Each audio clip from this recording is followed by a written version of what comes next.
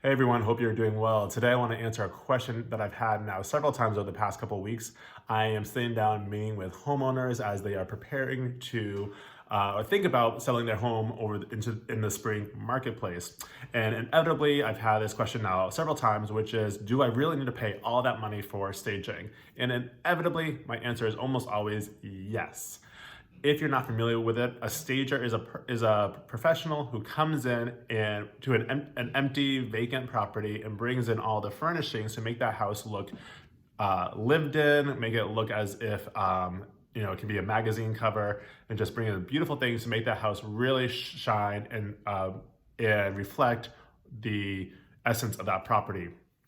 And the reason why it's so important is that most people cannot imagine what their furniture looks like in a property. There is a small contingent of people that prefer to see an empty house, but most people want to see the furniture in there so they can know how much furniture can fit in a house, what type of furniture, how big of furniture, and all that stuff.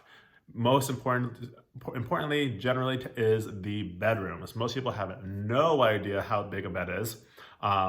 We spend so much of our lives in bed, 7, 8 hours a day, or now we're working from home. If you're working from your bedroom, you see your bed all the time, and you think a bed is so much bigger than it actually is in real life. I have so many times going around with buyers, touring properties, and when there's a vacant property, people always question, well, I don't think my king size bed can fit in this bedroom.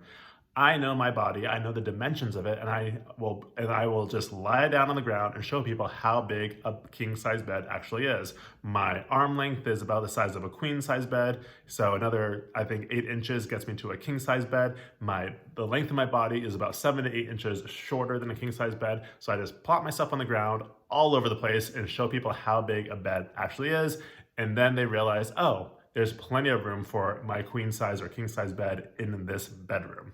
But then, you can also show how, much, the bedside tables, the wardrobes, or anything else that may be able to fit into a bedroom, because people always think that those things are bigger than they actually are.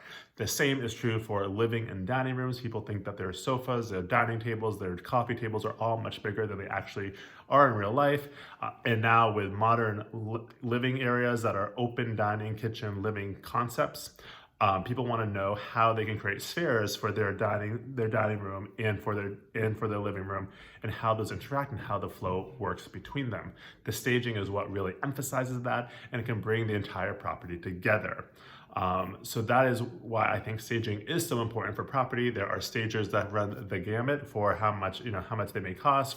I know in San Francisco, for a 2 bedroom, you get stagers as low as 3,000 or 4,000, or stagers as high as 15 to 20,000, and that's all a reflection of the experience, the capability of the designer behind that's doing the work, and the quality of their furniture.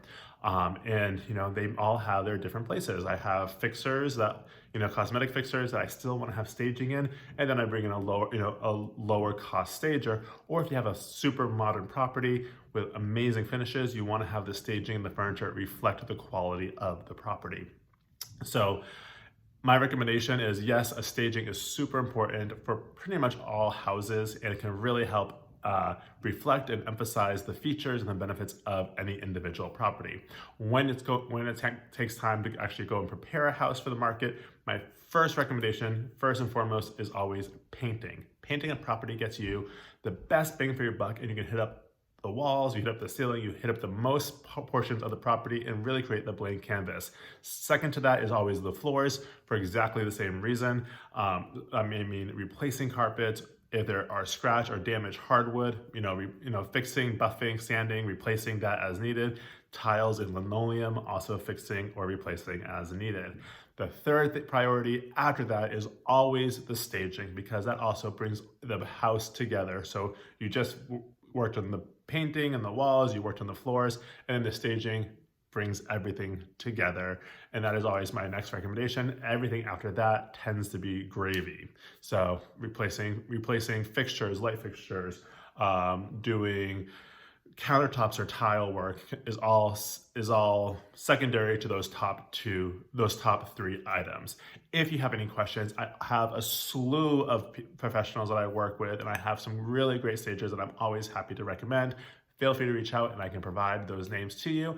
And we do all this kind of work often for our homeowners and our clients that we're working with. So we're happy to not only recommend these people, but to actually manage and make sure all the preparation work is occurring. Thanks so much. Have a great day.